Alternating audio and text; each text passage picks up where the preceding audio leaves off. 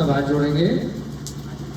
नमो अरिहंताणम नमो सिद्धाणम नमो ऐरियाणम नमो अज्जायाणम नमो लोए सब साहुणम। जय बोली देवादिदेव प्रथम तीर्थंकर आदिनाथ भगवान की। अंतिम तीर्थंकर वर्तमान शासन नायक वर्धमान स्वामी महावीर भगवान की। इस युग के प्रथमाचार्य श्री चारित्र चक्रवर्ती शांति सागर जी महान मुनिराज की। सिद्ध शिला पर विराजमान मोक्ष गए अनंतानंद सिद्ध परमेश्वरी भगवानों की सभी को सादर जय दे। जय दो जुड़न दो। तो कुछ लोग अगर बाद में हो जाए वाला काम तो संकल्प भैया और रघुकांत जी को बोल देना। हम लोग यहाँ पर मिथिलापुरी तीर्थ क्षेत्र में ज्ञानदानम गुरुकुल के प्रांगण में कुछ बच्चे हैं, अध्यापक हैं, सभी के साथ में आप लोगों के सानिध्य में सम्यक्त कौमुदी ग्रंथ का स्वाध्याय कर रहे हैं। कौमुदी महोत्सव के नाम पर संभवतः इस ग्रंथ का नाम रखा गया है। उस महोत्सव के प्रकरण के साथ में यहाँ पर सम्यक दर्शन किस प्रकार से जीवों को उत्पन्न होता है उसके बारे में विश्लेषण किया गया है। उन उदाहरणों से, उन कथानकों से हम सभी भी जीवों को वर्तमान में सम्यक दर्शन की उत्पत्ति हो और ऐसा सम्यक दर्शन हो जो भविष्य में कभी भी मिट ना पाए। भविष्य की जो भी आयु इस भव में और अगले भवों में हम सभी जीवों को प्राप्त हो, जब तक मोक्ष प्राप्त नहीं हो जाता तब तक वह सम्यक दर्शन का कभी क्षय ना हो। इस भावना के साथ में हम सभी लोग यहाँ पर इन कथानकों का स्वाध्याय कर रहे हैं। बहुत ही रुचि पूर्वक छोटी छोटी जैसे कॉमिक्स होती हैं, कथाएं होती हैं, लघु कथाएं, कुछ बड़ी कथाएं, कोई फिल्मी ऊपर स्टोरी और कुछ उपन्यास, है ना। उपन्यास आप जानते हो ना, नोवेल चलते थे पहले, वर्तमान में भी बहुत बार फिल्मी कहानियां उन उपन्यासों के आश्रय से बनाई जाती है। कुछ न कुछ स्टोरी में से जो फिल्मी राइटर होते हैं, लेखक होते हैं, कुछ न कुछ अपना आगे पीछे जोड़ करके डायलॉग बना करके फिल्म इत्यादि बनाते हैं, नई कथानक बनाते हैं। तो ऐसे ही ये भी जो कथानक है इनको बोलते हैं जिनागम शास्त्र। जिनेंद्र भगवान द्वारा कहे गए आगम। जिनका तात्पर्य होता है जिन्होंने अपनी इंद्रियों पर विजय प्राप्त कर ली, अपनी इंद्रियों को जीत लिया। इंद्रियां कौन सी हैं? स्पर्श, रसना, घ्राण, चक्षु, कण। स्पर्श माने जो बाहर की, जो हमारा शरीर है। रसना माने जीव, जिससे स्वाद हम लेते हैं खाने पीने का। घ्राण माने नाक, जिससे हम सूंघते हैं। चक्षु माने नेत्र, आंखें, जिनसे हम देखते हैं। कर्ण माने कान, जिससे सुनते हैं। इन पांचों इंद्रियों को जीत लिया हो। इंद्रियां कुछ कहना चाह रही हैं, क्लास के बाद कर लेंगे। जिन्होंने अपनी इंद्रियों को जीत लिया हो उनको बोलते हैं जिनेंद्र भगवान। अब इंद्रियों को वश में कर लिया। लोग वश में किसको करते हैं? किसी दूसरे मनुष्य को, किसी पशु को, अपने से जो दुर्बल है, जो निर्बल है, जो कमजोर है, पद में, प्रतिष्ठा में, पैसे में, बल में, इत्यादि इत्यादि, हम उसी को तो वश में कर सकते हैं, कंट्रोल में कर सकते हैं। माँ बच्चे को तो कर सकती है, बच्चा छोटे से को, जब ये बड़ा हो जाएगा। ठीक, बैठ लो तुम भी थोड़ी देर कक्षा में, करके आ जाना है ना। तो बस में किसको करते हैं? जो बस में हो सकता है। इंद्रियां आमतौर पर बस में नहीं होती। क्यों? आंख जो देखना चाहेगी वो देखे, किसी के कंट्रोल में नहीं है। बाहर से कोई सुगंधित पदार्थ निकला, पुष्प निकला, बदबू निकली, है ना, ऐसे स्थान पे आप गए, आपका कंट्रोल नहीं है नाक के ऊपर कि अरे ये बदबू नाले की मुझे नहीं आए, आप खड़े हो तो आएगी। यहां कुछ बात चल रही है और आप बैठे हो तो कान को रोक नहीं सकते, वो सुनाई देगा, है ना। सामने कोई इष्ट पदार्थ खाने के लिए रखा है और कोई मना नहीं कर रहा है तो आप खाए बिना नहीं रहोगे, रसना इंद्रिय के कारण। शादी में गए हो, दावत में गए हो, भूख भी लग रही है और आपके मन पसंद पदार्थ रखे हैं तो खाओगे, कंट्रोल नहीं होगा।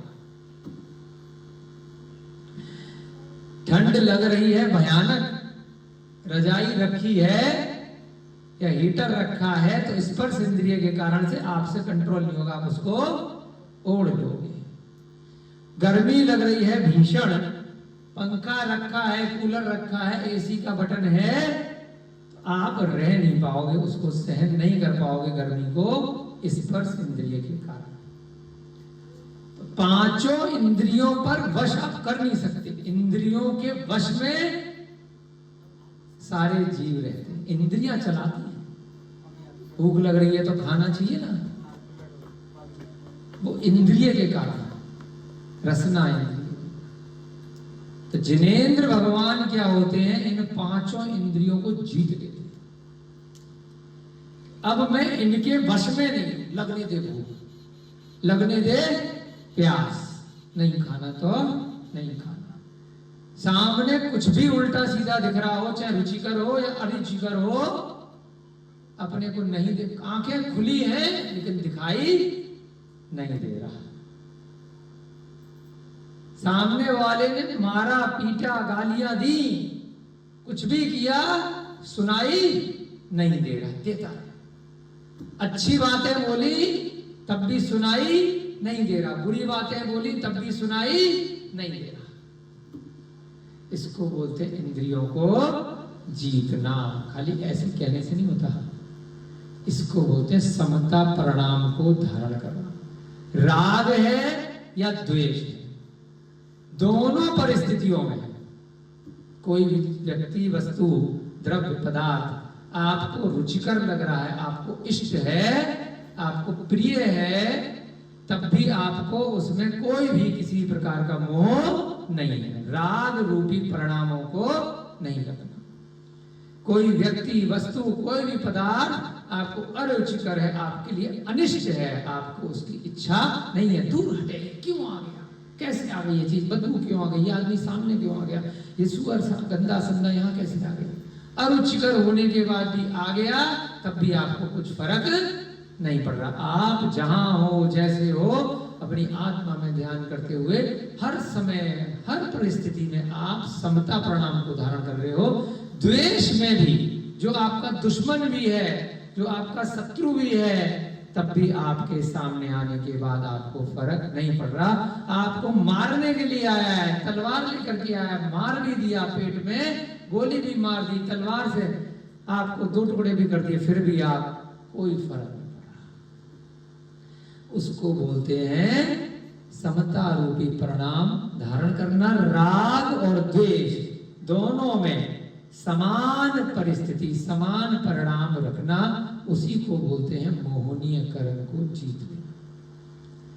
8 प्रकार के कर्म में सबसे महत्वपूर्ण होता है मोहनीय कर्म। जैसे ही कोई जीव, कोई मनुष्य इस मोहनीय कर्म को जीत लेता है, अब मुझे किसी से कोई मतलब नहीं है, अभ्यास करते करते जैसे घड़ी जिस समय, जिस सेकंड चरम सीमा पर पहुंच जाता है, तो उसको बोलते हैं सयोग केवली की अवस्था।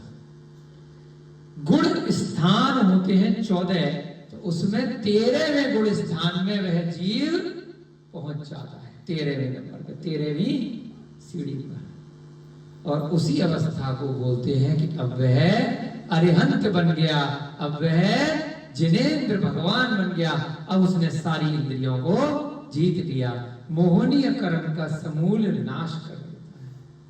और उसी क्षण उनको अरिहंत पद की प्राप्ति हो जाती है, केवल ज्ञान की उत्पत्ति हो जाती है। अब उनकी आत्मा में मात्र एक ही ज्ञान रहता है, उस ज्ञान को कहते हैं केवल ज्ञान, ओनली ज्ञान। जिनेंद्र, जिसने अपनी इंद्रियों को जीत लिया है। तो उस अवस्था तक पहुंचने के लिए प्रथम सीढ़ी, प्रथम सोपान है सम्यक दर्शन। उस सम्यक दर्शन की प्राप्ति हो और धीरे धीरे करके उस सम्यक ज्ञान, सम्यक चारित्र को भी हम साथ साथ प्राप्त कर सकें, भविष्य में कभी भी इसका क्षय न हो। हम सब भी एक ना एक दिन पहली दूसरी सीढ़ी से चढ़ते 13वीं नंबर की सीढ़ी तक पहुंचे और अंत में जाकर के अयोग केवली की अवस्था 14वीं सीढ़ी कहलाती है, जब वह अरिहंत भगवान बाकी के बचे हुए जो 4 अघातिया कर्म है, आयु, नाम, गोत्र और वेदनीय, उनको भी नाश कर देते हैं और हमेशा हमेशा के लिए भविष्य में जब भी तक उनकी आत्मा है वह सिद्ध शिला में विराजमान हो जाते हैं, तो उनको बोलते हैं सिद्ध परमिष्ठ। तो हम सब इस ग्रंथ के स्वाध्याय के साथ, लघु कथाओं के छोटे छोटे संग्रह के साथ, कथा एक ही चल रही है लेकिन उस कथा के अंदर छोटे छोटे एपिसोड चल रहे हैं।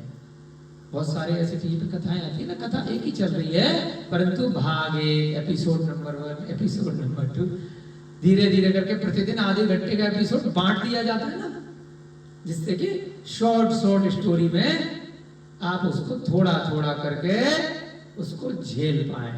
एक साथ अगर मान लीजिए 100 एपिसोड का एक नाटक बना दिया, लगातार चला दिया टीवी में, आप झेल नहीं पाओगे। बीच में खाना पीना भी चाहिए, सोना भी है, रिलैक्स भी करना है, अन्य क्रियाकलाप भी करने हैं, तो इसलिए एपिसोड बनाए जाते हैं। यहाँ पर भी हम क्या कर रहे हैं, पिछले 20-25 दिन से छोटे छोटे कक्षा 1, कक्षा 2, कक्षा 3 एपिसोड बना रहे हैं। 1-2 पेज का पढ़ते हैं, उसका चिंतन करते हैं और उनमें छोटी छोटी कथाएं अपने अपने शब्दों में, अपने अपने चिंतन में, अपने अपने विचारों में धीरे धीरे आगे बढ़ रहे हैं। अरहत दास सेठ अपनी 8 पत्नियों को एक चोर की कथा सुना रहे हैं। उस चोर का नाम है रूप खुर। वह रूप खुर उस नगर में चोर होता था। उसका बेटा है स्वर्णकुर। चोर का बेटा चोर है ना, शास्त्री जी का बेटा, शास्त्री जी डॉक्टर साहब का बेटा डॉक्टर रोहितास जी, किसान का बेटा किसान, हथकरघा वालों का बेटा हथकरघा, शराबी का बेटा जुआरी का बेटा जुआरी, अधिकतर है ना। कभी कभी क्या होता है, जब वह राजा का बेटा राजा बनेगा लेकिन वह चोर जैसा काम करेगा तो चोर बन जाएगा। अधिकतर 90-99% संभावना है सिलाई वाले का सिलाई सीखेगा, लेकिन कभी कभी गुरुकुल में भी आ जाएंगी तो सिलाई के साथ साथ और भी चीज सीख जाएंगे, है ना। ड्राइवर के बेटा ड्राइवर, मतलब जनरली वही चीज वही कला बच्चा सीखता है, घर में देखता है, लेकिन कभी कभी कोई बच्चे को लगता है कि मुझे इस काम में मन नहीं लग रहा, तो मैं दूसरा काम सीखूं, तो उसकी रुचि बन जाती है। वह काम तो पीढ़ी दर पीढ़ी सीख ही रहा है अपनी परपाटी से घर में, कोई नई फील्ड में भी चला जाता है ना। हमने सीए किया, हमारी धर्मपत्नी कहती है बेटे को सीए बनाना है, हमने कहा हमें शास्त्री बनाना है, क्योंकि अब हम धर्म पढ़ रहे हैं अच्छे से, वो तो बन ही जाएगा, घर में ही सीख जाएगा अकाउंटिंग, है ना। डिग्री लेके क्या करना है, काम सीखना, काम तो सिखाई देंगे, जो चीज असली में सीखनी है, जो उसके काम आएगी इस जीवन में भी और अगले जीवन में, वो सिखाओ। अच्छा इंसान बनाओ, कषाय नहीं करे, पाप नहीं करे, अपने जीवन में शुद्ध विचारों शुद्ध परिणाम के साथ रहे, वो बनाओ। बाकी तो सब चीजें वो व्यवहारिक, कोई भी जीव अपने परिणामों के अनुसार, अपने पुण्य कर्म के अनुसार वो कर ही लेगा, उसमें कुछ कराने को है नहीं, है ना। अगर इनको कुछ नहीं भी करा तो सिलाई तो सीख ही जाएंगे करना, सिलाई का काम करते है ना, देख देख करके। तो इसी प्रकार से यहाँ पर रूप खुर का जो बेटा है स्वर्ण खुर, वो भी चोर बन गया। रूप खुर ने अंजन गुटका नाम की एक कला सिद्ध कर ली कि आंखों में काजल लगाएंगे तो गायब हो जाएंगे और कोई देख नहीं पाएगा। अब करो दवा के चोरी। बेटे को भी सिखा दे, वैद्य भी सिखा देता है अपनी औषधि अपने बच्चे को, बाहर वाले को नहीं सिखाता है कि कोई बाहर वाला डॉक्टर बन जाए, कंपटीशन में आ जाएगा, अपने बच्चे को सिखा देता है। ज्योतिषी भी सिखा देता है अपने बच्चे को बचपन में ज्योतिष, वास्तु शास्त्री भी सिखा देते हैं अपने भैया अपने बच्चे को वास्तु, वेल्डिंग वाले भी सिखा देते हैं, कारपेंटर भी सिखा देते हैं। जो जिसको कला आती है वो बाहर वाले को नहीं सिखाएगा, है ना। लेकिन वह किसको सबसे ज्यादा सिखाएगा, अपने पुत्र को, पुत्री को, जो उस कला को आगे बढ़ाए। तो रूप खुर ने भी वह चोरी की कला, अंजन गुटका विद्या अपने बेटे को सिखा दी। तो भी करियो चोरी जब बड़ा हो जाए, जब मैं नहीं हूं, कोई बात नहीं।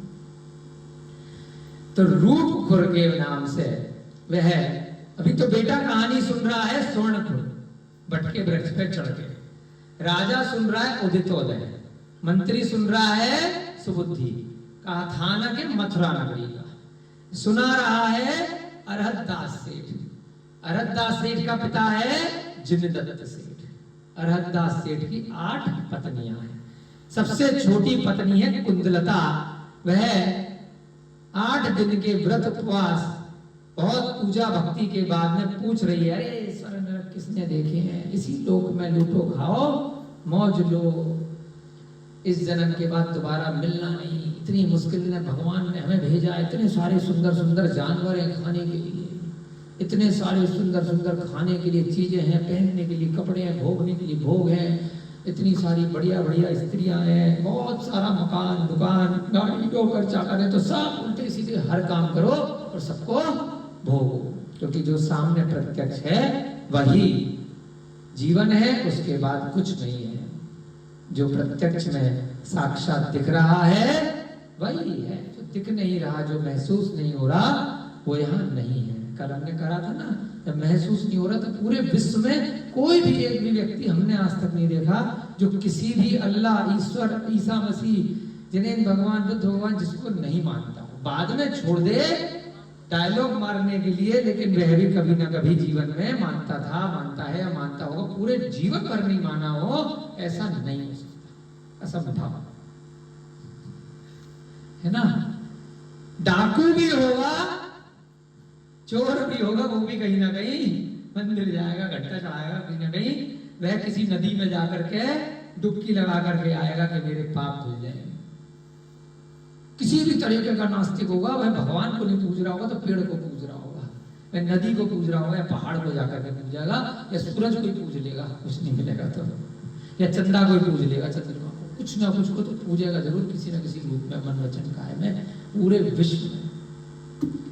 जब तकलीफ होगी तो अपने आप निकलेगा हे राम, जब दर्द होगा तो ओ हाय, तो वो सब किसी न किसी उसकी अंतरात्मा में जिस भी इष्ट को मानता है, जिस भी देव को मानता है, उसकी भक्ति वो करेगा ही करेगा किसी न किसी तरीके से। तो इसका मतलब कुछ तो इस संसार के परे है, जिस पे उसका वश नहीं है, जिस पे उसका कंट्रोल नहीं है, तो उसको वो मान रहा है परिस्थिति के समय पर जब उसको याद आ रही है। तो यहां पर भी रूप खुर के बदमाशी के कारण से, जो उसका पिताजी है स्वर्णखुर का, राजा हो गया तन, जो अभी का राजा है उसके पिताजी जब राजा है ना, तो उस समय उसने क्या किया, उसकी पेंशन बांध दी कि भाई तू 7 तारीख को तेरे अकाउंट में सैलरी मिल जाएगी, तो लोगों को तंग करना बंद कर दे। अब फ्री के बिना काम के पैसे मिलने लग गए, तो 7 प्रकार के जो व्यसन हैं, जुआ, मांस, मदिरा, वैश्यागमन, शिकार खेलना, चोरी और पर स्त्री सेवन, वो 7 व्यसन करने लगा। कोई एक व्यसन ही अगर कोई व्यक्ति कर ले तो वह इसका जीवन नरक हो जाता है, इस जीवन में भी और भविष्य में तो कन्फर्म नरक त्रियंचगति जाना ही जाना है। और जो 7 इकट्ठे कर ले, चोरी भी कर रहा है, झूठ भी बोल रहा है, शराब भी पी रहा है, वैश्याओं के पास भी जा रहा है, परिस्त्री सेवन भी कर रहा है, जानवरों का बिना किसी कारण के शिकार कर रहा है, मदिरा भी पी रहा है, तो जो 7 ही कर रहा है, तो बताओ उसका क्या होगा? फिर तो काम तमाम है, न जाने अनंत कितने भवों के लिए भविष्य। क्या गजब की कहानी है।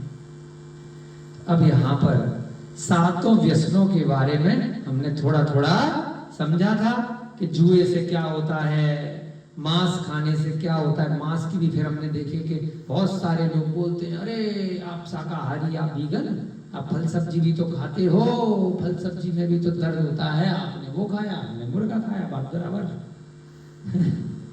मुर्गे को दर्द होता है, नोबेल पुरस्कार मिला है, सब्जी को भी दर्द होता है, फल फूल को भी दर्द होता है, पानी को भी दर्द होता है। ऐसे करके वो तर्क वितर्क देते हैं। बड़े बड़े वैज्ञानिक शास्त्री लोग आ जाते हैं, अरे आपके वो जो दांत है ना कोने वाले, वो दांत केवल मांस खाने के लिए बने हैं, तो उन दांतों का उपयोग नहीं है। हमने कहा ऐसे ऐसे तर्क है ना। अरे कुत्ते के भी दांत होते हैं, मांस खाता है, शेर के भी दांत होते हैं, डायरेक्ट खाता तो भाई कुत्ते की तरह खाओ ना, सीधे बिना पकाए बिना काटे पकड़ो जानवर को, बिना, है ना। जो भी बकरे को पकड़ना है, चाकू का प्रयोग मत करो, सीधे बकरा पकड़ो और नोच के खाओ जैसे शेर खा रहा है। उदाहरण देते हैं, सुने होंगे क्यों मैंने जी, सुने लोगों से, तो वैसे ही खाओ, नाखून से पकड़ो, नाखून से चीरो शेर की तरह, बिना अग्नि जलाए, बिना पकाए, बिना मसाले डाले, बिना नींबू मिर्च डाले, बिना हरी सब्जियां ऊपर से डाले, टमाटर टमाटर, सीधे खाओ। जानवर खाना है, कोई खा के दिखा सकता है? मनुष्य असंभव है। एक आधा पागल हो सकते हैं लाखों में, है ना, राक्षस प्रवृत्ति के लोग जो डायरेक्ट खा ले, अन्यथा मांस को खाने में भी नमक, नींबू, मिर्च, मसाले, धनिया, टमाटर, सारी सब्जियां डलेंगी, तभी आप गाय, गधा, घोड़ा, बकरा, है ना, मछली और जो भी आप खाते हैं, चिकन, मुर्गा वगैरह, आप नहीं, मतलब जो मनुष्य लोग खा रहे हैं, बिना सब्जी मिलाए, बिना साग मिलाए नहीं खा सकते। सिर्फ और सिर्फ मानसिक मार्केटिंग है, अंडे की मार्केटिंग है, आमलेट की है, कुछ भी नहीं। हमने भी पुस्तक लिखी थी वाई आई एम वीगन 10-15 साल पहले, तो उसमें अंडे के ऊपर रिसर्च करी थोड़ी सी कि अंडा आखिर होता क्या है। जो महिलाओं के मनुष्य जन्म में, जो महिलाओं के अंदर प्रतिमास, उस दिन आप लोग मंदिर नहीं जाते हैं, है ना, तो दोष रहता है, तो उस समय भोजन भी नहीं बनाते हैं, कोई धार्मिक क्रियाएं नहीं करते हैं, थोड़ा दूर दूर रहते हैं, शरीर को अत्यधिक कष्ट होता है। एक उम्र के बाद जब महिलाएं वयस्क हो जाती हैं, तो उस समय शरीर में कुछ ना कुछ गंदगी निकलती है, एक प्राकृतिक है। तो ऐसे ही ये जो जानवर होते हैं, मुर्गा इत्यादि, इनको भी एक पीरियड के बाद, एक समय अंतराल के बाद जो शरीर की गंदगी होती है वह अंडे के माध्यम से निकलती है। भले ही मुर्गे के साथ उनका संपर्क नहीं हुआ हो, उसके बिना भी वह अंडे के रूप में अपने शरीर की गंदगी को निकालते हैं। वह चिकन का पीरियड होता है, जैसे महिलाओं को होते पीरियड, उसी प्रकार। और लोग उस मल मूत्र गंदगी को, शौच को प्रोटीन समझ करके खाते हैं। प्रोटीन मिलेगा, कैल्शियम मिलेगा, आयरन मिलेगा, जिंक मिलेगा, मैग्नीशियम मिलेगा, है ना। मार्केटिंग कर करके डॉक्टरों ने और उसका व्यापार करने वालों ने दिमाग में गंदगी, गटर का पानी खिलाना सिखा दिया, मल खाना सिखा दिया। मल है मल, मलमूत्र। बहुत सारे लोगों ने गौमूत्र की भी मार्केटिंग कर दी है। ठीक है, औषधि होगी, लेकिन खाने योग्य वस्तु नहीं है गौमूत्र, है ना। गौमूत्र औषधि भले ही आपने बना दिया, औषधि तो मिट्टी भी है, क्योंकि उसके अंदर भी बहुत सारे जीवों की उत्पत्ति रहती है। मल मूत्र खाने के लिए नहीं होते। लगा सकते हो, लेपन कर सकते हो और काम कर सकते हो, लेकिन शरीर के अंदर नहीं डालना चाहिए। असंख्यात जीव होते हैं, जिस प्रकार से शहद कुछ लोगों ने औषधि बता दिया, मार्केटिंग कर दी। शहद पूरी तरह से अभक्ष्य है, मधु। एक बूंद शहद की खाई और 7 गांव में जितने जीव हैं उनको मारने का दोष, कन्फर्म नरक है, सीधे नरक का द्वार है मधु खाना। जैसे मदिरा भी नरक है, मधु भी नरक है, उसी प्रकार से गौमूत्र का सेवन आपको शरीर के अंदर डालने में नहीं करना चाहिए। उसके अंदर जीव होते हैं असंख्यात। इस कारण से मल मूत्र की श्रेणी में आता है। आप लेपन बनाओ, आप बाकी चीजों में डालो, वो आपकी चॉइस है। गोबर को खा नहीं सकते। जो गोबर है, मल है, उसको लगा सकते हो, खाद में डाल सकते हो, वनस्पति इत्यादि पैदा कर सकते हो गौमूत्र और गोबर से। तो ऐसे ही यहां पर भी प्रसंग चल रहा है। 7 व्यसन उस रूप खुरने किए, जब उसको निःशुल्क, बिना किसी काम, बिना किसी प्रयोजन के, बिना किसी कार्य किए हुए उसको क्या मिलने लग गई? तनख्वाह मिलने लग गई, सैलरी मिलने लग गई।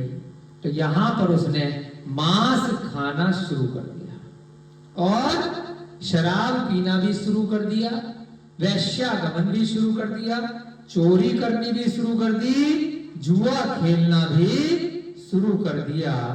और इस प्रकार से वह चोर सप्त व्यसनों से युक्त होकर एक दिन जुआ खेलकर तथा जीता हुआ धन याचकों को देकर भूख से युक्त होकर दोपहर के समय भोजन करने के लिए अपने घर की ओर चला।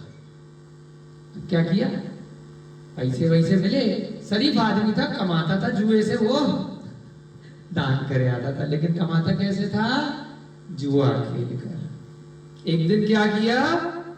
जुआ खेला, कुछ पैसा जीता, भूख लगी, उस पैसे, पहले तो पैसे ऐसे बांट दिए, उसके बाद भूख लगी तो अपने घर चला। रास्ते में जाते हुए, राजमहल के पास से जाते हुए, उस चोर ने सरस रसवती, ब्रैकेट में लिखा जलेबी, हमें पता नहीं था जलेबी की भी हिंदी होती है। वाह, क्या नाम है जलेबी का हिंदी? अब जलेबी की कोई दुकान हो तो उसका नाम क्या रखेंगे दुकान का? सरस रसवती भंडार, माल बिकेगा।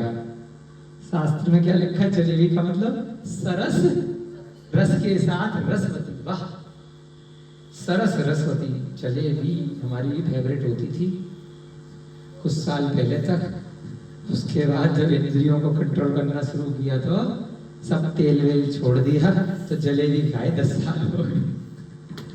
अब याद आ गई। नहीं आ रहा भाई से, मुंह में पानी नहीं आ रहा, ऐसा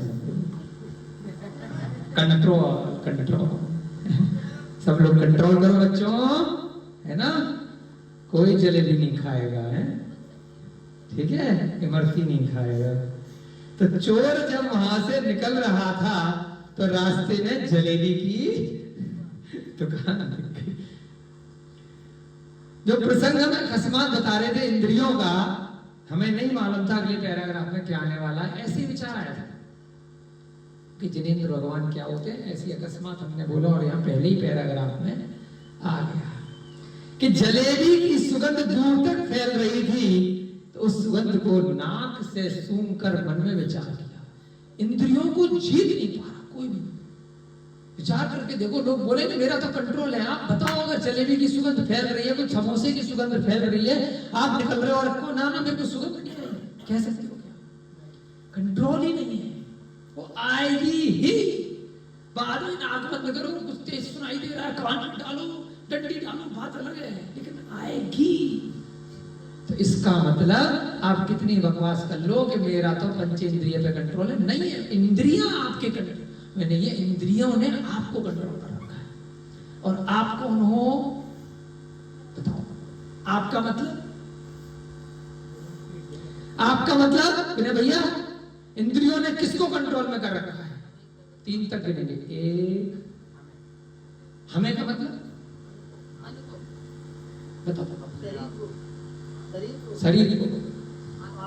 हाँ, कौन बोला सबसे पहले? कौन बोला? देखो, रमेश अंकल के लिए सब लोग ताली बजाओ। गजब। आप माने, मैं बार-बार आप बोल रहा हूं, आप आत्मा को प्रकट अप्पा। आप शब्द जैसे ही आता है, आपका मतलब आत्मा को कंट्रोल कर रखा है। इस शरीर का मालिक कौन है बताइए? आत्मा। शरीर तो यही है, लेकिन शरीर ने आत्मा को कंट्रोल कर रखा है।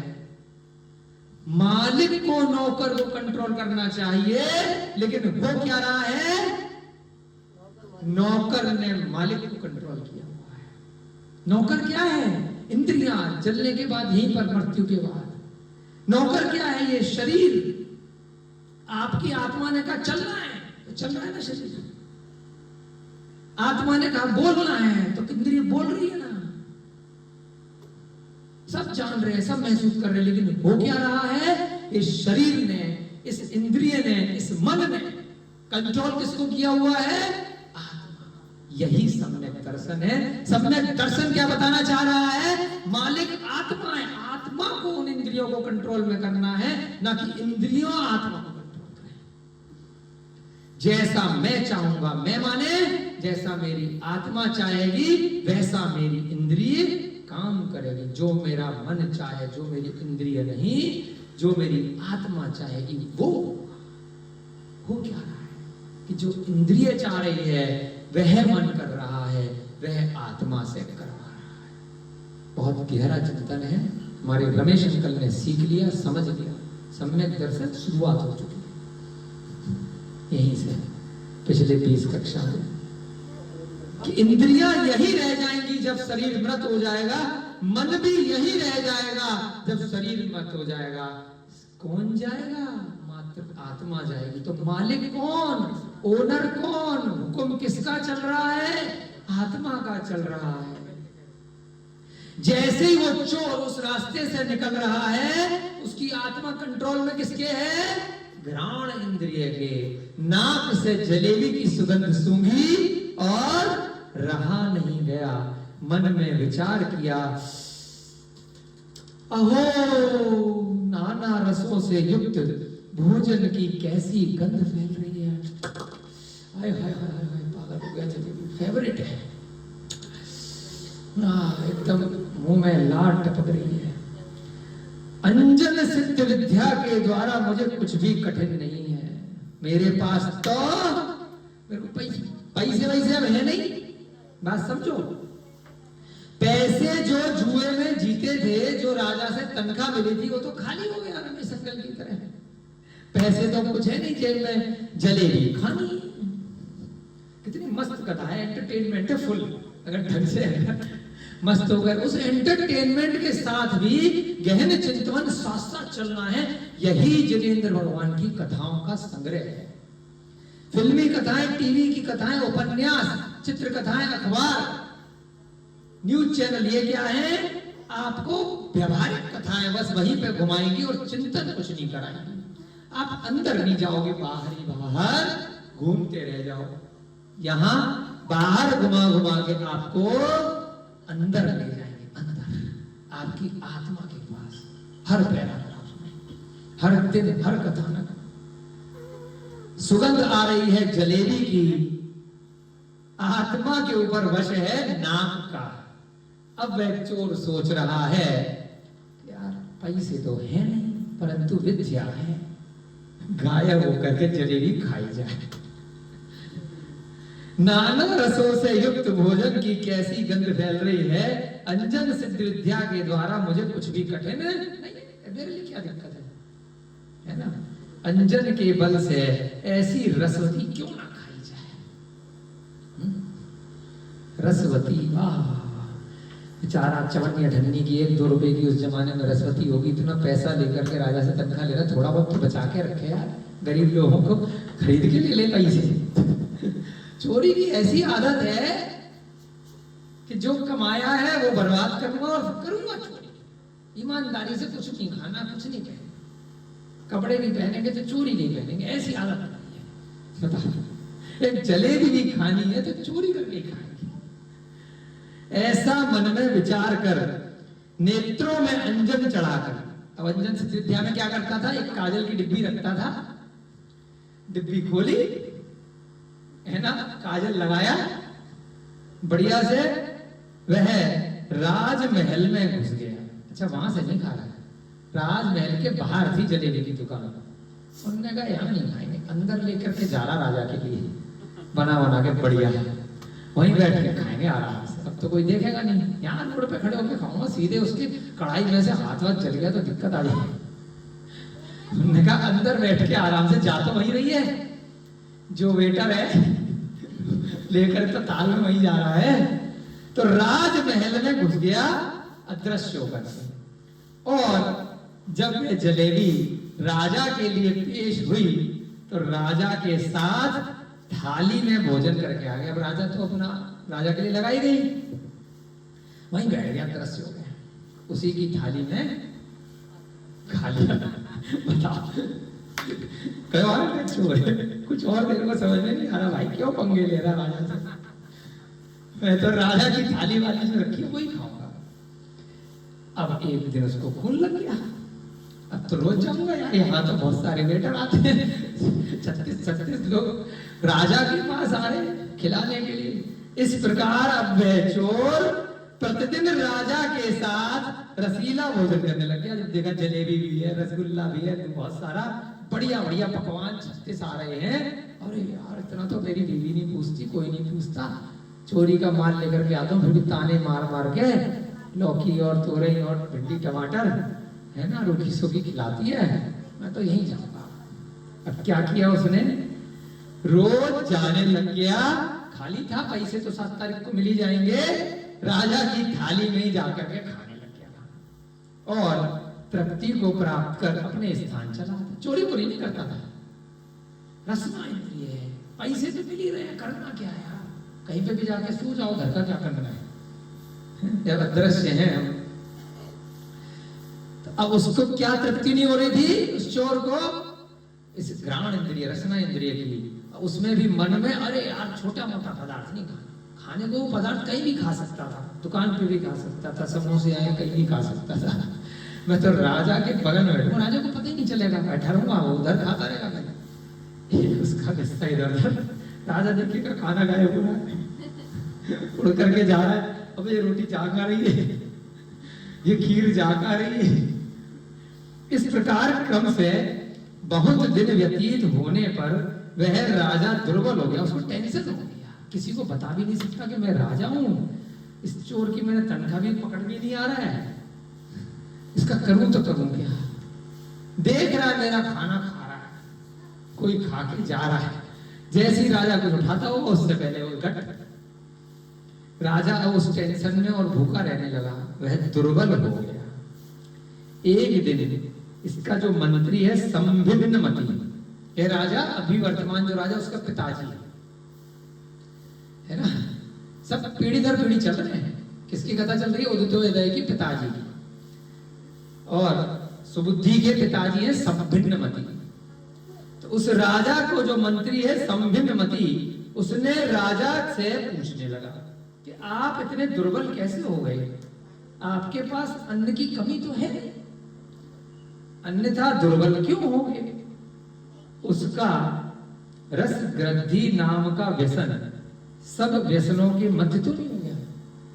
अब मंत्री ने सोचा कि कभी राजा को कोई व्यसन तो नहीं हो गया, रस ग्रंथि, कि बहुत खाओ, उसके बाद भी तो खाना लग नहीं रहा शरीर को, पाचन क्रिया सही नहीं है। रोहिता जी जैसा डॉक्टर वहां पे वैद्य नहीं है जो बढ़िया से कोई औषधि बनाए, पाउडर वाउडर बनाए, खाड़ा वाड़ा पिलाए और खाना पचे, कम खाए और शक्तिशाली हो। वो जितना खा रहा है इतना भर भर के थाल, और कम कोई टेंशन भी तो है ना, थोड़ा बहुत तो भोजन छोड़ देता होगा चोर, फिर भी टेंशन के कारण से वो पतला हो गया। जिस प्रकार अन्न से रहित शरीर, नेत्र से रहित मुख, न्याय से रहित राज्य, नमक से रहित भोजन और चंद्रमा से रहित रात्रि सुशोभित नहीं होती, उसी प्रकार धर्म से रहित जीवन सुशोभित नहीं होता। प्रसंग के साथ साथ कुछ ना कुछ ज्ञान की बात जरूर आ जाती है ना। क्या ज्ञान दिया गया? अन्न से रहित शरीर, शरीर है लेकिन भोजन नहीं जा रहा तो कमजोर हो जाएगा। नेत्र से रहित मुख, मुख है परंतु आंखें नहीं है, गड्ढे, आंखें है नहीं, अंधा है या आंख है नहीं, अजीब सा लगेगा। न्याय से रहित राज्य, ऐसा राज्य, ऐसा राजा जहां पर न्याय नहीं होता। अभी एक आंटी जी आई थी ना थोड़ी देर पहले, आप लोग सब बच्चे मिले थे, मध्य प्रदेश की चीफ जस्टिस आई थी हाई कोर्ट की, कितनी अच्छी सीख उन्होंने दी। अभी वहां चर्चा चल रही थी जब, है ना, और IAS साहब आए थे, सुरेश जी, जुमला जी, मध्य प्रदेश। अभी आप लोगों के गुरुकुल में मिलने के लिए आए थे ना थोड़ी देर पहले। उन्होंने बताया कि जब हम डाइस पे चढ़ते थे, जहां पर न्याय देते हैं चीफ जस्टिस बन के, जज बन के, पूरे प्रदेश में हाई कोर्ट में, थोड़ा मुकार मंत्र पढ़ के जाते थे। और मुकार मंत्र पढ़ने के बाद कि हमसे कोई गलत न्याय ना हो जाए, जो दोषी है उसी को सजा मिले, निर्दोष को सजा नहीं मिले। और हमें जानकारी नहीं थी, तो ऐसे ही एक अभी चीफ जस्टिस ऑफ इंडिया पूरे भारत देश के जो थे सुप्रीम कोर्ट के, चंद्रचूड़ जी, वो भी वीगन है। तो 2-3 बार हमारा मुलाकात हुई, रोहिता जी मिले थे अभी बम्बई में से, नारायण से 2 बार हमारी मुलाकात हुई, हमने पुस्तक भी दी उनको तत्वार सूत्र की। तो अभी आंटी ने बताया कि वो जो यहाँ का प्रसंग है, he is not Jain by birth, परंतु प्रतिदिन रमोकाल मंत्र पढ़ करके ही कोर्ट जाते, और न्याय देने से पहले हाथ जोड़ करके सबसे पहले रमोकाल मंत्र, न्यायाधीशों का भी न्यायाधीश चीफ जस्टिस ऑफ इंडिया, वो और उनकी धर्मपत्नी दोनों वीगन है, शाकाहारी भी नहीं है, पूरे पशु पक्षियों के लिए, पूरे पर्यावरण के लिए कितने बड़े लेवल पर कार्य करते। तो ऐसा हमारे देश में ऐसे व्यक्तित्व हैं। तो ओंकार मंत्र किसी जैन धर्म की कसबो नहीं है कि ठप्पा लग गया कि जैन ही बोलेगा। जो भी इसका महत्व जानता है वह अपने हर अच्छे कार्य से पहले अरिहंतों को, सिद्धों को, आचार्यों को, उपाध्यायों को, सर्व साधुओं को नमस्कार करता है, क्योंकि इसमें व्यक्तियों, एकमात्र मंत्र है पूरे विश्व का जिसमें व्यक्ति की पूजा नहीं की गई, जिसमें गुणों की पूजा की गई। जो अरिहंत हो गए उन सबको एक साथ नमस्कार, जो सिद्ध हो गए उन सबको नमस्कार, जो भगवान हो गए उन सबको नमस्कार, जिसने भी इंद्रियां जीत ली उन सबको नमस्कार, कोई नाम नहीं। जो भी आचार्य हैं उन सबको नमस्कार, जो भी गुरु हैं, जो ज्ञान दे रहे हैं, जो उपाध्याय हैं, उन सबको नमस्कार, जो निर्दोष रीति से अपने चारित्र का पालन कर रहे हैं, सम्यक दर्शन, सम्यक ज्ञान के अनुसार, उन सभी विश्व के साधुओं को नमस्कार। और न केवल वर्तमान के, भूत भविष्य वर्तमान तीनों एक साथ नमस्कार। इसलिए ऐसा मंत्र कहीं पर गुणों की पूजा है, किसी व्यक्ति की, किसी धर्म की, किसी जाति की कहीं पूजा नहीं। इसीलिए सर्व धर्मों में, सर्व जातियों में, सर्व जीवों में एकमात्र मंत्र है णमोकार मंत्र, जो हर जगह सर्व मान्यता से उसको स्वीकार किया गया है। हर धर्म, लोगों को पता नहीं, लोग सोचते हैं कि जैनियों का, कोई जैनियों का नहीं। सीधे सीधे गौतम गढ़धर तो जैन थे ही नहीं जिनका ग्रंथ पढ़ रहे, जिन्होंने ग्रंथ लिखा। गौतम गढ़धर तो ब्राह्मण थे, है ना, फिर भी पूछ रहे हैं। अब देखिए क्या होता है इस चोर का। न्याय से रहित राज्य, जिस राज्य में न्याय नहीं दिया जाता है। नमक से रहित भोजन, खाने में नमक कितना सा डालते हैं, इतना सा, और नमक ना हो, कितने भी मसाले हो, कितनी भी मिर्च हो, कितना भी अन्य पदार्थ बढ़िया से बढ़िया है, तो वह खाना स्वाद रहित लगता है। हमें भी लगा, हमने कहा इसी को जीतना है। इतना सा नमक डाला और पूरा की पूरा खाना स्वादिष्ट हो गया। और नमक अगर ज्यादा हो जाए तब खाना बेकार, नमक अगर कम है तो खाना स्वादी। ऐसा क्या चमत्कार है इस नमक का। नमक को रसों का राजा बोला है। जीभ पे जब नमक रख जाता है तो बाकी जितने मीठा, खट्टा, मिर्च, नींबू, नमक, जितनी चीजें मिलाई है इत्यादि नमक के अलावा, चाहे जीरा मिला है, हल्दी मिली है, सौंफ मिली है, अदरक मिली है, जितनी भी औषधियां आपने डाली है, अजवाइन और दुनिया भर की चीजें, है ना, कसूरी मेथी, है ना, नॉर्मल मेथी और पुदीना, धनिया, सब 20-25 चीजें डाली है, लेकिन उनका बाप क्या है, राजा क्या है, नमक। अगर नमक नहीं होगा तो कोई खाने में, कोई दाल सब्जी, रोटी सब्जी मजा नहीं आ रहा। और नमक डलेगा कितना, कितना सा। तो नमक से रहित भोजन, तो हमने भी जब कोशिश करी तो लगभग 10 वर्ष हो गए, अब नमक धीरे धीरे जीतने का प्रयास कर रहे हैं। बीच में कभी कभी माता जी ने थोड़ा प्रेशर किया कि नहीं खाना, तो कुछ दिन कभी कभी खाना, लेकिन अब पिछले 8-9 सालों से लगभग 10 साल हो गए, है ना। हमारे गुरु हैं प्रणम्य सागर महाराज, उनकी कृपा से उन्होंने भी कम से कम 30-40 साल से नमक नहीं खाया। उनके सानिध्य में 1 महीने अध्ययन किया था, जिस कारण से उनका गुरु का उपकार लेकर के आप लोगों को पढ़ा रहे हैं। तो उस 1 महीने रहे रेवाड़ी में हरिंदर जी के साथ, तो हमने कहा चलो 15 दिन के लिए और नमक छोड़ेंगे। उसके बाद यह नियम आज तक चल रहा है 10 वर्ष। तो अब कुछ पता नहीं चल रहा कि नमक में कोई स्वाद होता है या नहीं होता है, क्योंकि गुरु अच्छे होंगे तो चेले भी सीखेंगे। अच्छी चीजें सीखो, आप लोग भी सीखो। तो नमक से रहित भोजन अच्छा नहीं लगता है। चंद्रमा से रहित रात्रि सुशोभित नहीं होती है। रात है लेकिन चंद्रमा नहीं है यार, अमावस्या नहीं यार, समझ में नहीं आ रहा है। उसी प्रकार धर्म से रहित जीवन सुशोभित नहीं होता है। कोई भी जीवन है और धार्मिक नहीं है, सब गलत सलत। इंद्रियों में रसना इंद्रिय, कमाल है। देखो हम क्या होता है ना कि एक भाव चल रहे होते हैं कि आज क्या पढ़े।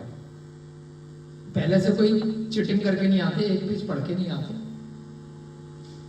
फिर भी वे भाव चलते हैं। स्टार्टिंग से ही रसना इंद्रिय के बारे में ऐसी चर्चा करी थी कि जिसने इंद्रियों को जीत लिया, वही प्रसंग चल रहा है बार बार जलेबी का। खाने में रसों का राजा नमक को बोला, इंद्रियों का रानी रसना इंद्रिय है। ये जीव इंद्रियों में रसना इंद्रिय, इस पे किसी का कंट्रोल नहीं है।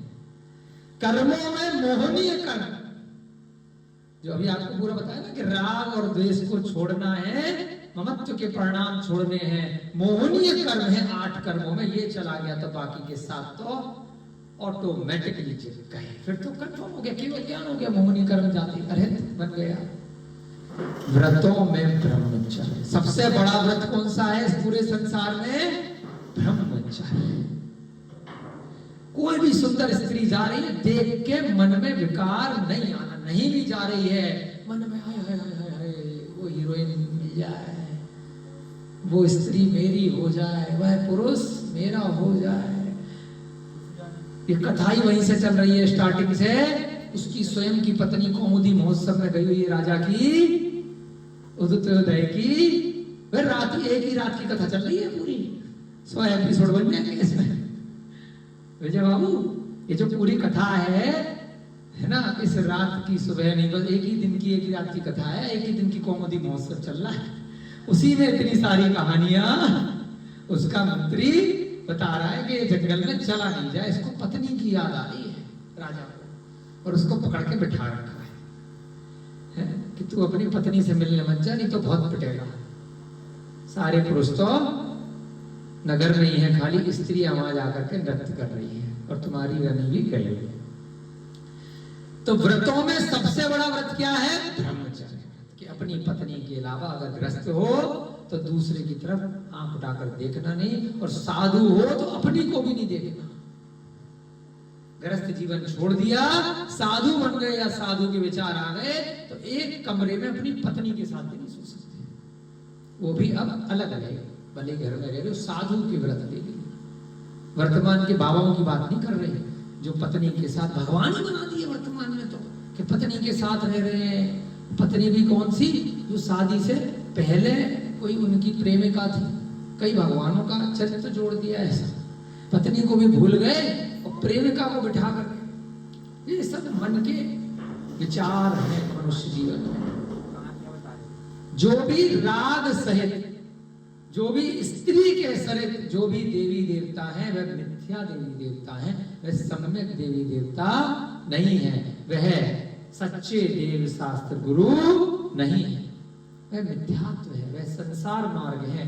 जिनको आप पूजोगे, वो जो कार्य कर रहे हैं वही विचार, वही कर्म आपके परिणामों में आएंगे, और आप भी उसी तरीके से फिर जीवन में कभी भी ब्रह्मचर्य को पालन नहीं कर पाएंगे। ब्रह्मचर्य बहुत जरूरी है अगर आपको मोक्ष की प्राप्ति चाहिए। संसार मार्ग में तो बहुत सारे कार्य हो रहे हैं। व्रतों में ब्रह्मचर्य व्रत, गुप्तियों में मन गुप्ती, वचन गुप्ती और काय गुप्ती में सबसे पहली गुप्ती है मन गुप्ती। गुप्ती का मतलब जो इंद्रियां घूम रही हैं उनको रोकना, मन वचन काय की प्रवृत्ति को रोकना। 3 समिति होती है और उनको रोकना 3 गुप्ती, रोक देना। मन घूम रहा है, सबसे तेज कौन है इस पूरे संसार में? सबसे तेज स्पीड किसकी है बेटा? सबसे, बात चल रही थी तो सबने बोल दिया, बात नहीं चल रही और अचानक से पूछा जाए सबसे तेज स्पीड किसकी है? रॉकेट की, हवाई जहाज की, गाड़ी की, स्कूटर की, बैलगाड़ी की, सब यही बोलते हैं। यहीं बैठे बैठे 1 मिनट में अमेरिका जाना हो तो गाड़ी घोड़े से जाओगे या काय से जाओगे? हवाई जहाज से जाओगे काय से? 1 मिनट में जाना अमेरिका, काय से जाओगे? मन से। चंद्रमा पे जाना है तो काय से जाओगे? मन से चले जाओगे। आनंद करके मैं चंद्रमा पे बैठा हूं, 1 सेकंड में जब आप चंद्रमा पे पहुंच सकते हो, 1 मिनट में जब आप अमेरिका पहुंच सकते हो, 1 मिनट में हमारे ग्वारा वाले भाई साहब यहाँ से ग्वारा में पहुंच सकते हैं, छतरपुर पहुंच सकते हैं। आप क्यों भाई साहब जबलपुर पहुंच सकते हैं, बैठे बैठे अपने बच्चे को देख सकते हैं।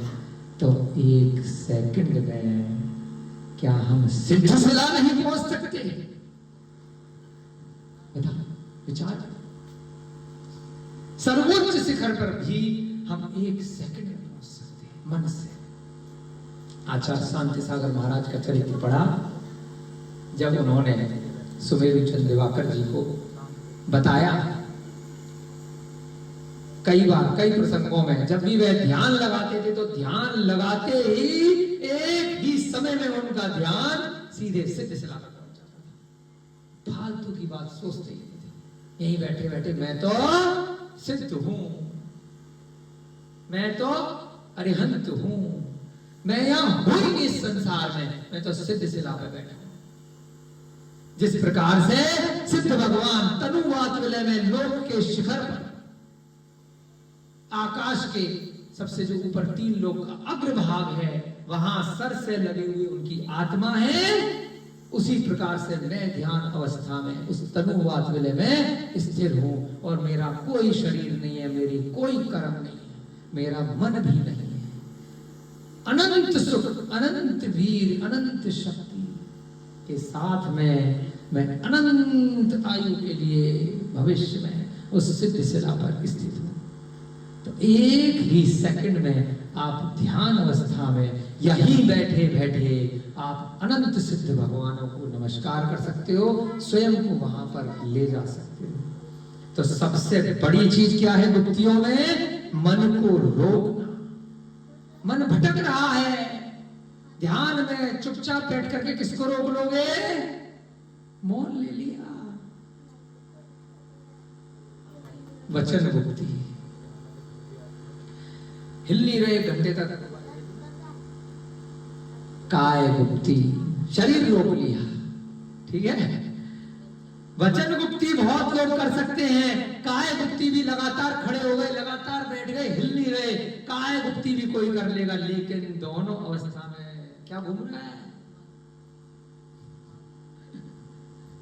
इसकी याद, उसकी याद, इसका देना, उसका लेना, ये दर्द, वो दर्द, इसने ये किया, उसने वो किया, ऐसा है, वैसा है, सब चीजें कहां घूम रही हैं? मन में। जिसने 48 मिनट तक, कितने? 48 मिनट, मात्र 48 मिनट, अभी निकल गए क्लास होते होते। जिसने 48 मिनट तक, यानी कि एक मुहूर्त तक, एक अंतर 48 मिनट तक ये तीनों गुप्ती रोक ली, मात्र है 48 मिनट, तो उसको केवल ज्ञान हो जाएगा, सीधे भगवान।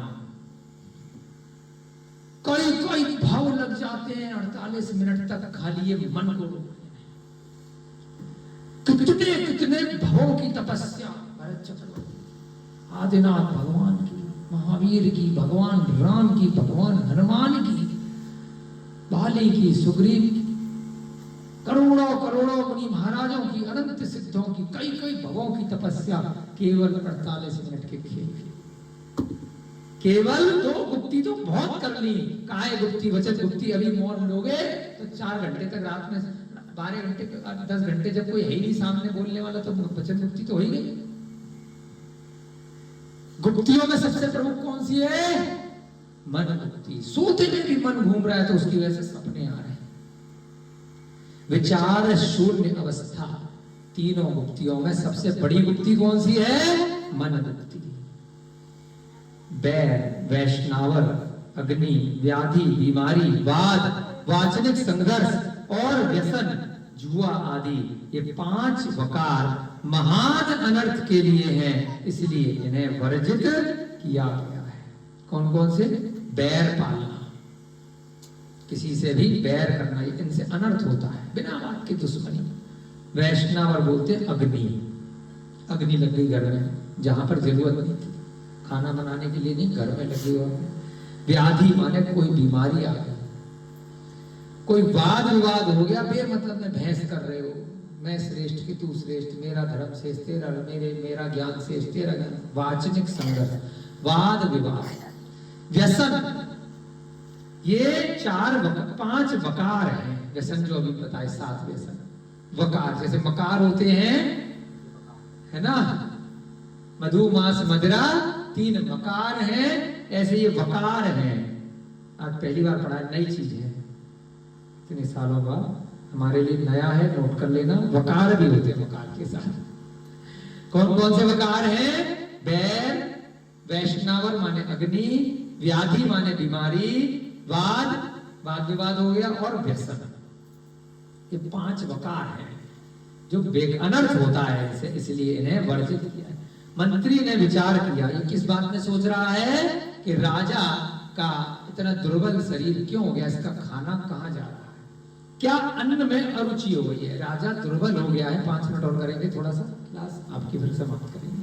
क्या राजा की खाने पीने में अरुचि हो गई है, खाना तो इतना बन रहा है बढ़िया बढ़िया, लेकिन ये दुर्बल कैसे हो गए हैं, जिससे राजा दुर्बल होता जा रहा है। इसके पश्चात मंत्री ने सीधे जाकर के राजा से पूछ लिया, हे स्वामी, आपके शरीर में दुर्बलता आ गई है, उसका कारण कहिए। अब राजा शर्म से बता नहीं पा रहा था कि मेरा खाना तो कोई और खा रहा है। है ना, खाना भी खा रहा और टेंशन भी दे रहा है। यदि आपको कोई चिंता है तो वह बताइए जिसके द्वारा आप प्रति समय दुर्बलता को प्राप्त हो रहे हैं। आप इतने कमजोर क्यों होते जा रहे हैं? शरीर में रहने वाली चिंता सदा शरीर को जलाती रहती है।